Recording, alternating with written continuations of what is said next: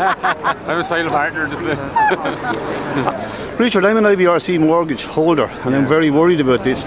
What do you have to say to me? Well, I don't blame you for being worried, and I'm delighted that you've come out here today to protest and voice your concerns, because I think it's just incredible that the people of this country have bailed out these banks, and then people such as yourselves who are in trouble are just being left to the clutches of these vulture capitalists, these vulture funds who don't care about you.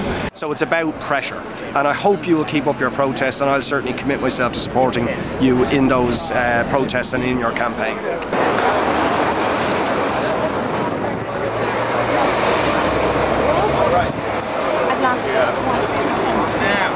This government was able to liquidate IBRC overnight in the early hours of the morning with little or no debate.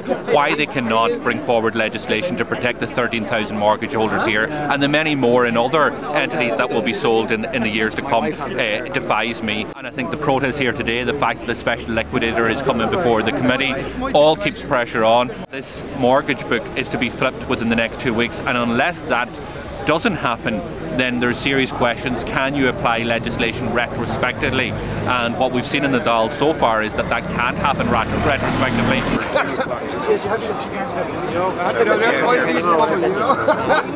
Yeah, I think let's wait and see how things go today. So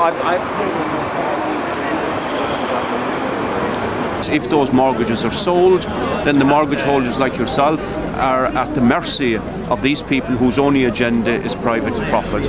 I believe that the state should retain ownership of the mortgage book from the former Nationwide, and also that in general the mortgage crisis should be overcome by writing down the mortgages. Unless people get out and fight and oppose them, sure, nothing will change. The trade union leadership should come out of hiding and mobilise their membership in opposition, and people power, working people's power, need to be brought to bear. It's the only way we'll stop it.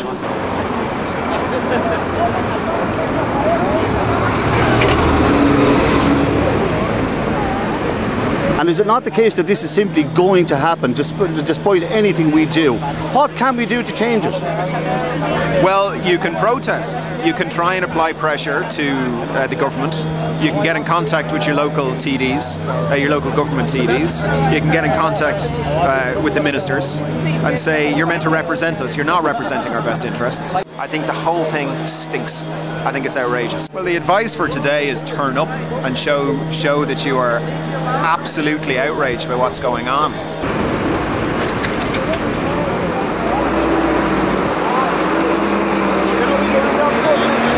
Are you an IBRC mortgage holder? I am. And why are you here today? I'm protesting. Protesting about my rights. If anything goes wrong, the interest rate will go up and I could be on the street with my family. I have 4 children. But look, I mean, okay, I'm in the same boat, but realistically, is our protest here today going to change anything? Hopefully it might change a few things. But hopefully we have to get more protests. You have to call them to your TDs and everything like that. You brought the laptop with us just in case. You're in closed session for 15 minutes then on. I'm here today to see can we make a difference and change the minister's mind about selling our mortgages to these vulture funds in America, and try and give us the opportunity to buy our mortgages ourselves back at the same price as what he's going to sell these mortgages to these vulture funds. There's nothing stopping them from selling AIB's mortgage books in 6 months' time. Well, that's true. This is what people out there have to realise, that it's not just us. It's not just us, the 13,000. It's the other 100,000 plus who could be facing the same thing that we're facing in 6 months' time. Sorry, Gareth. What I actually think you should do is, every last one of you should stop paying your mortgage and don't give them any money, and let's see how they deal with you on that basis, and go on a mortgage strike until they come back and deal with you. 16,000 people on average, 13,000 people, €1,000 a month, 13 million euros. You have a very, very strong hand to play, and I think you should play it even stronger.